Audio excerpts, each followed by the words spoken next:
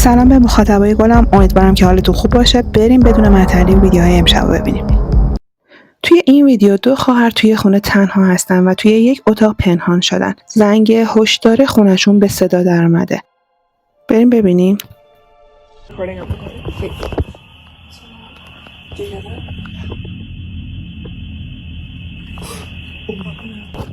انگار کسی وارد خونه‌شون شده بود. دوربین امنیتی اونها در ورودی رو باز نشون میده و نشون میده در واقع کسی به زور وارد شده.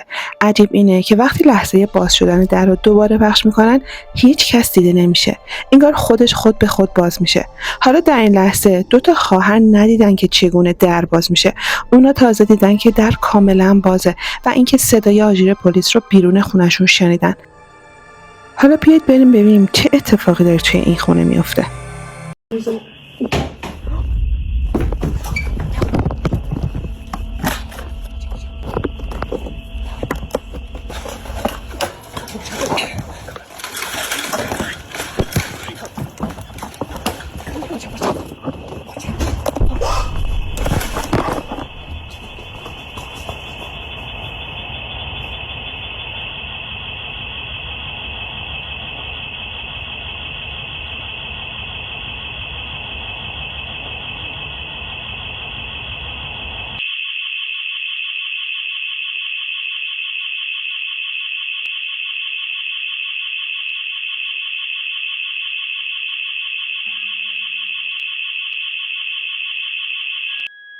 Clear.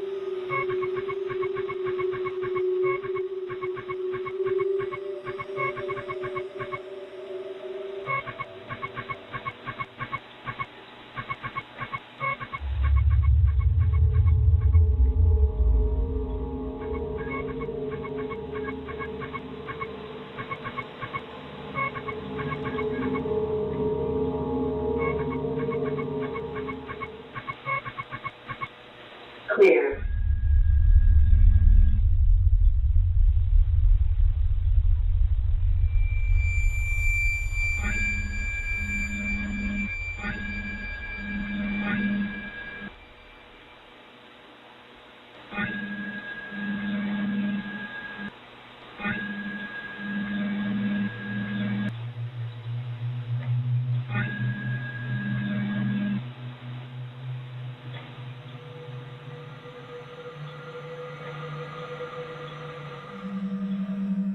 بچه‌ها متوجه شدید؟ انگار یه حضور دیگه‌ای توی خونه‌شون هست. نه از اون نوعی که انتظارشو داشتن. هر دو تا خواهر در ابتدا فکر کردن که شخصی به زور وارد شده.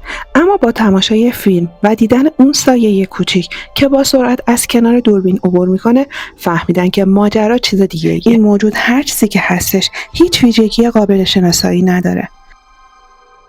Yeah, but then like the motion capture camera didn't see that shape.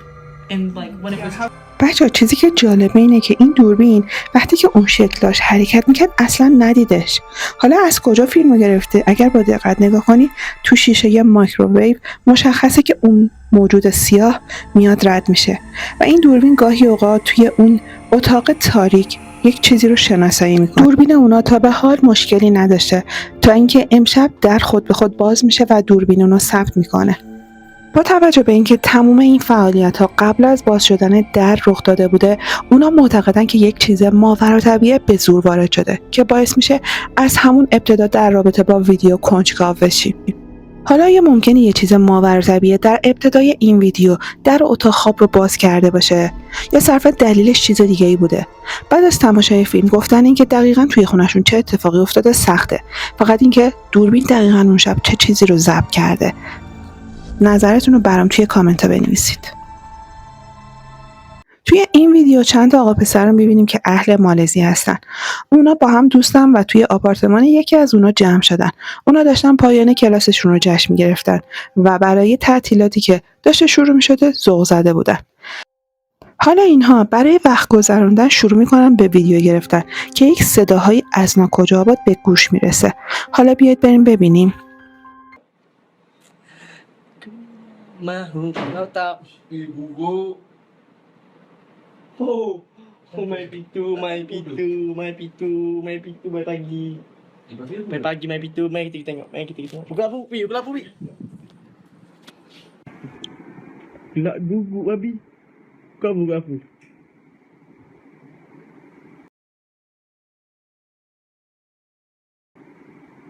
entah apa Itu lu bunyi dia tu. ha oh sana buka ni kenapa kau itu ni cik Dia dah masuk ni. cukup duduk luar Buka aku. nak keluar masuk Aku. nak keluar masuk Pulak. Nyali pulak. Tak aku lek. kau boleh apa kau boleh Ni kat belakang dia celung. kenapa Ni lolong. Ni tu bilik aku lagi. bilik mak dia Kau bukan tutup aku. Nanti.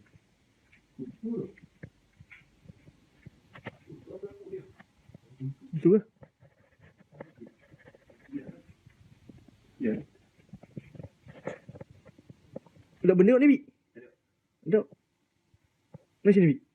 Macam mana orang ni? Allah, lampu pula tutup. Ya, babi tu. Huh, tinggal aku ke bodoh? Macam babi tinggal aku. Ya bodoh. Lampu tutup pula. Luar ketang, luar ni luar ketang. Apa bodoh? Bimbang. Pia. Siapa tu pipi? Tapi ya. Ya. Tak orang tu. Tak silap dia. Allah Akbar. Bodoh. Ya Allah. Bodoh. Babi gugah ya Allah. Allahu Akbar. بعد از اینکه اتاق رو تک به تک بررسی کردن و همزمان فیلم گرفتن، گوشه اتاق اونجا که کمی روشنه یه چیزی شبیه ارواح به گفته کسی که این ویدیو رو به اشتراک گذاشته دیده شده، اما بعید میدونم که این روح باشه، ولی هر چیزی که هست اصلا ظاهر انسانی نداره. شخصی به نام محمد ویدیوی زیر رو آپلود کرده که خیلی ترسناکه. اون توی کار ساخت و سازه و میگه که در سالهای گذشته چیزای عجب و غریب زیادی دیده.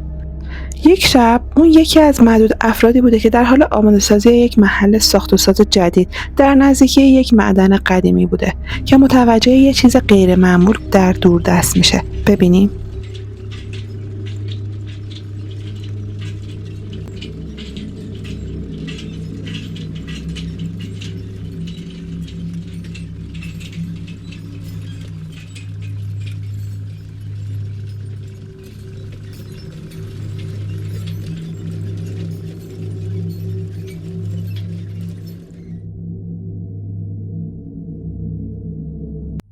بچه‌ها توی ویدیو فقط به اون سایه سیاهی که داره رد میشه اشاره شده، اما اینجا رو نگاه کنید، یه سایه شبیه یه غول توی اون دامنه اونجایی که الان مردم فلش میزنم دیده میشه و خیلی واضحه، حتی انگار لباس تنشه، ولی اصلا نمیتونه بازتاب یا سایه یه انسان باشه.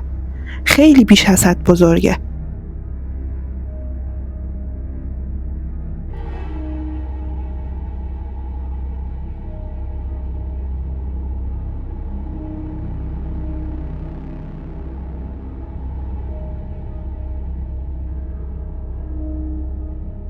حالا بعد از اون به این میپردازیم. یه موجود کاملا سیاه پوش داره اونجا رد میشه. محمد تعریف کرده که اونجا یه زنی رو دیده که روی آب شناور بوده و بعضی وقتا صدای گریه زیادی رو اونجا میشنوه و دقیقا نمیدونه که اونجا چه خبره. ولی دقیقا مشخصه که اونجا پر از موجودات ماوراییه.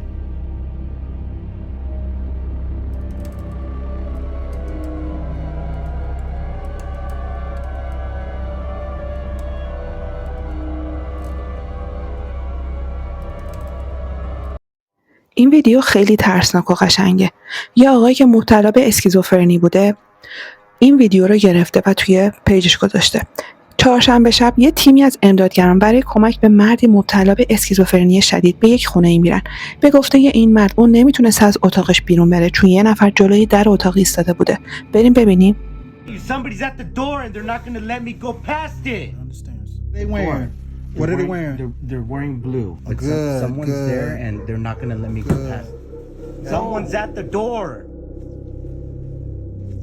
I need you to sit up, okay? Can you do that? You got Listen, it's no need to apologize. Whatever makes you comfortable, okay? Thank We're you. here for you. Okay? All right? Is that okay? Elliot?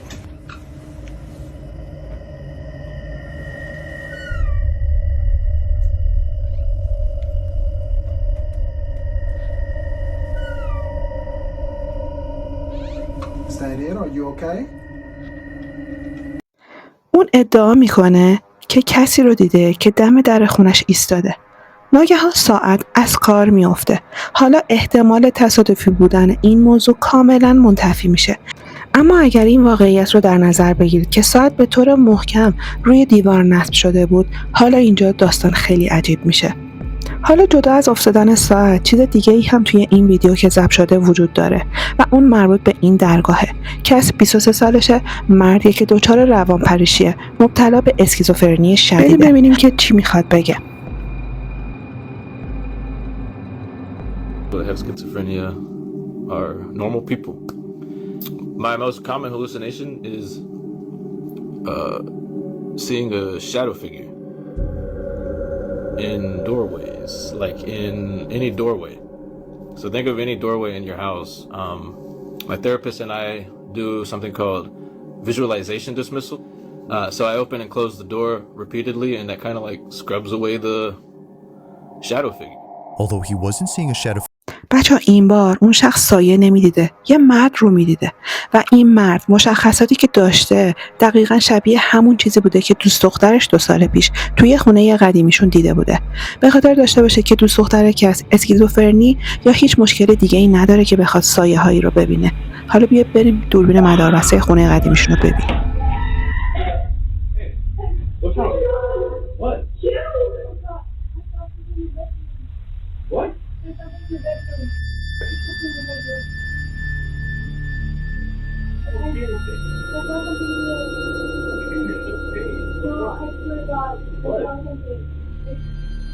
There's nothing in there. What? همونطور که گفتم توصیف اون از اون چی که دیده به طرز عجیبی شبیه به توصیف کس هستش. حالا به خاطر این زاویه ما نمیتونیم ببینیم که اون چی دیده، اما خوشبختانه یه دوربین دیگه توی این خونه هست که ممکنه شواهدی از اون مرد رو ضبط کرده باشه. کس همیشه همراه خودش یه دوربین گوپرو داره و اومده از دوره‌های اسکیزوفرنی خودش یک مستند تهیه کرده و توی کانالش گذاشته. The hallucination is like really strong, and I am not even like making sense out of reality. I use this, and basically I point it at the door frame or whatever I'm seeing, and look at the screen. And if what I'm seeing in the door frame isn't on the GoPro screen, it's not real. Helps me calm down. I'm doing really bad right now.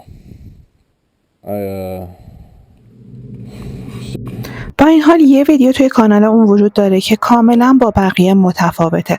اون هنگام صحبت با یک توهم این رو ثبت میکنه.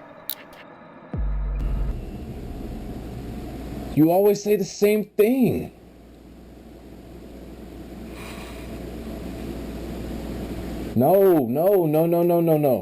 No.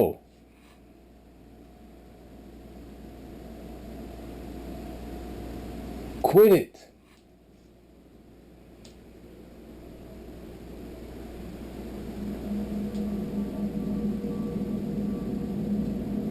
Stop bringing that up. Stop saying that.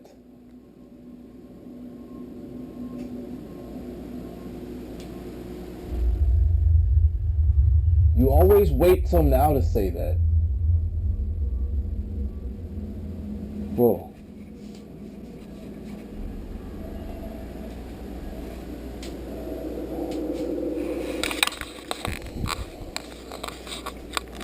Alexa, light on.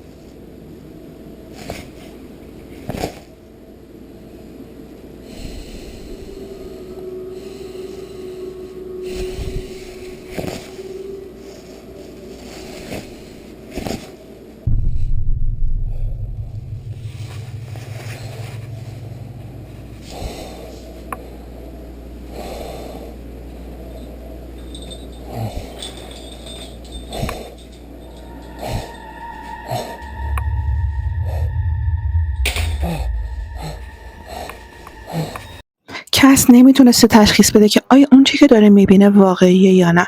بنابراین طبیعتا برای انجام تکنیک همیشگیش به سراغ پرده ها میره و سعی میکنه از این به اصطلاح توهم خلاص بشه. اون فقط حرکت پرده رو نمیبینه، بلکه یه شخصی رو میبینه که اونجا ایستاده. اون با وحشت پرده رو باز و بسته میکنه تا اون چیزی که داره میبینه پاک بشه، اما در حین انجام این کار پرده دوباره حرکت میکنه. این با توجه به اینکه اون دیگه کسی رو پشت اونجا نمیدیده عجیب بوده. با این حال به انجام تکنیک معمولش ادامه میده، اما یهو کل پرده جمع میشه به سمت بالا بدون اینکه کسی پشت اون پرده باشه و بعد یهو میفته پایین. به نظر شما آیا این مرد واقعا تا به الان داشته توهم میزده؟ حالا تا به امروز تماشای این ویدیو اونو وحشت زده میکنه. دیدن این اون رو میترسونه، زیرا چیزی که فکر میکرده فقط یه توهم در واقع واقعی بوده. در نتیجه این امر اعتماد به ادراک خودش رو برای اون دشوارتر میکنه و دلیل این هستش که اون کمتر در رابطه با این حادثه صحبت میکنه و اتفاقات خونه کس مثل یک راز باقی مونده.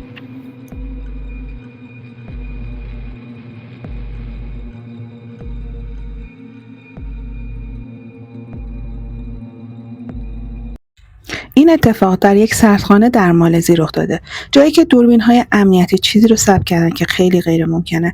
در حالی که کارگران دور بودن، متوجه شدن یه دست توی یه فیلم ثبت شده. یه دست خاکستری از تابوت بیرون اومده. نگاه کنی.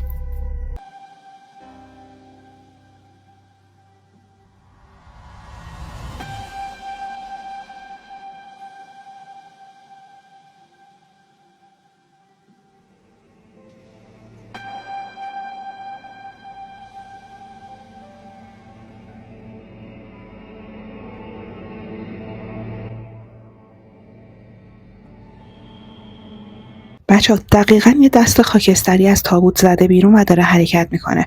کارگرها وقتی به اونجا میرسن و این حرکت رو میبینن، کل مکان رو بررسی میکنن و میان تابوت رو باز میکنن، اما تنها چیزی که پیدا میکنن یه جسد بوده.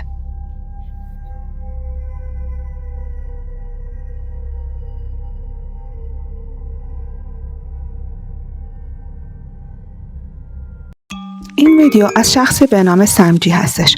اون عضوی از تیم کتاب سال دبیرستانشه. یه روز بعد از ظهر در حالی که گروهی از دانشجویان سال آخر مشغول تمرین برای مراسم فارغ التحصیلی بودن که بهار گذشته برگزار شده بوده.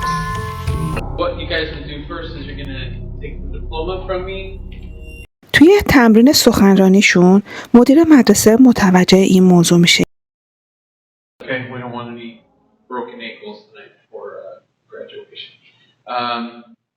So then we're going to talk about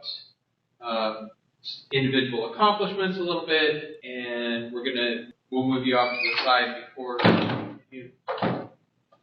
other stuff starts. That was odd.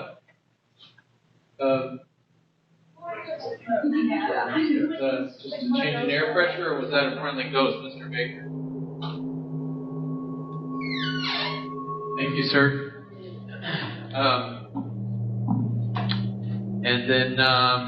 مدیر همچنان به اون چه که اتفاق افتاده توجه کمی میکنه و ادعا میکنه که این اتفاق میتونه به دلیل فشار برای برنده شدن بوده باشه. حالا به اتفاق بعدی که میفته توجه کنید.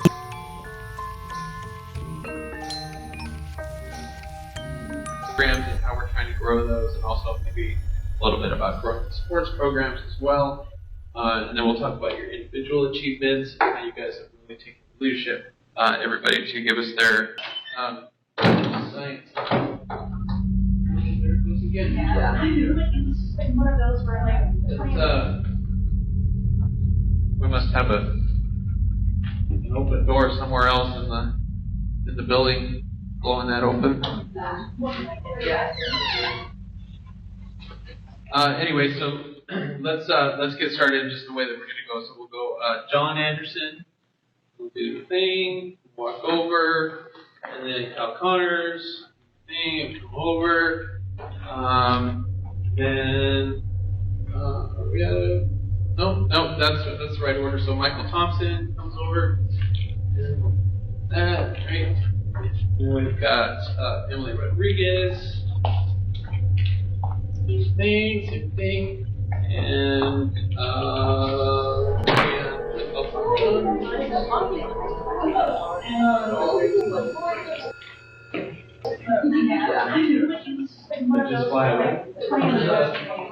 توی این مرحله مفهوم این که این فقط یه باده دیگه منطقی نیست. کلاه یکی از دانش آموزا از سرش میفته، انگار کسی اون رو انداخته باشه. کلاه با حرکتی سریع و ناگهانی از روی پله ها به پایین میاد و سپس نزدیک در خروجی به پایین میفته.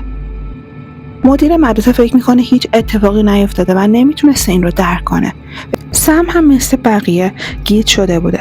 حالا بعد از این اتفاق اونا تمرین رو تموم کردن و 1 ساعت بعد رفتن.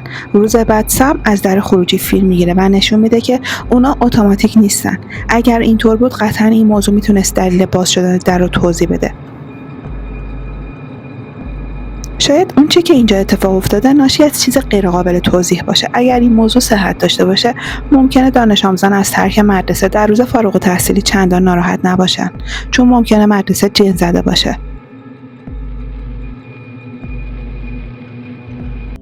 یه خانومی به نام جنیفر صاحب یک خونه تاریخی زیبا هستش که قدمت اون به سال 1907 برمیگرده و پر از قطعات عتیقه هستش که قدمت اونها به سال 1903 برمیگرده. توی نگاه اول خونه گرم و زیبا و پر از شخصیت به نظر میرسه، اما مدت کوتاهی بعد از نقل مکان به اونجا جنیفر شروع به تجربه چیزایی میکنه که نمیتونه توضیحی براشون پیدا کنه، چیزایی که کم کم نادیده گرفتنشون غیر ممکن میشه.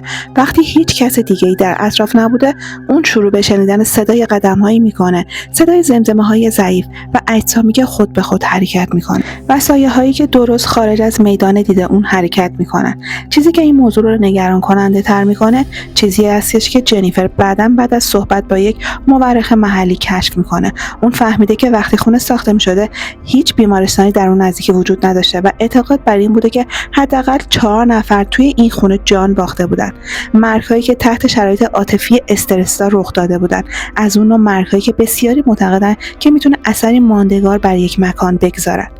بر اساس کلیپ‌های قبلی جنیفر، بینندگان میگن که خود خونه منبع این صدا هستش.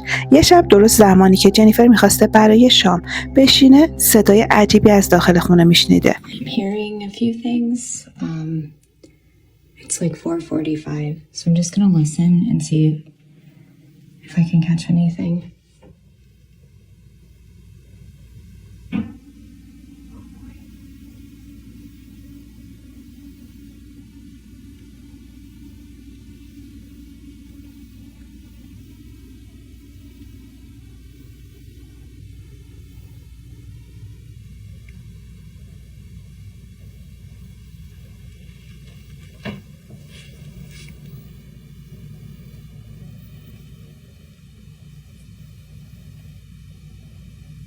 Okay, I thought I just heard music.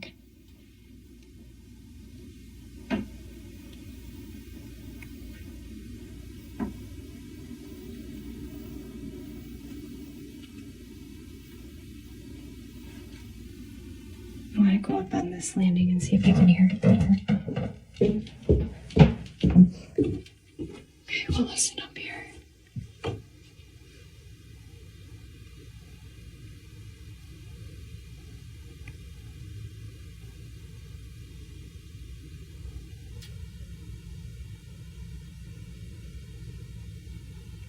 I seriously feel like I'm hearing people like have a conversation. No one's here but me.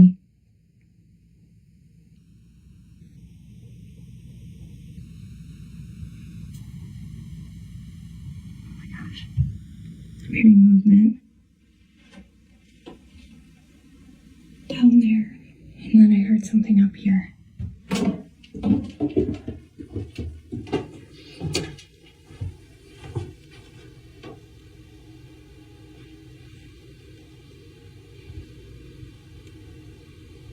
Do you hear that? It sounds like music.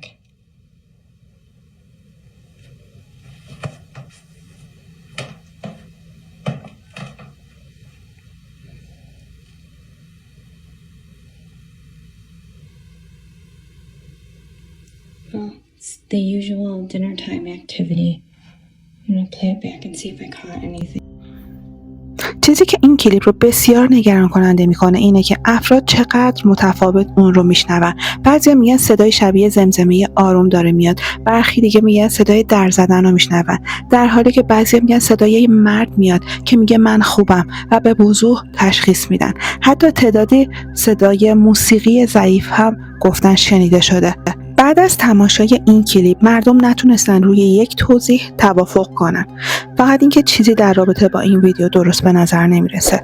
شما چی شنیدید؟ فکر میکنید این خونه به گذشته‌اش چسبیده یا یه چیزی درونش داره از آدمایی که الان اونجا زندگی میکنن؟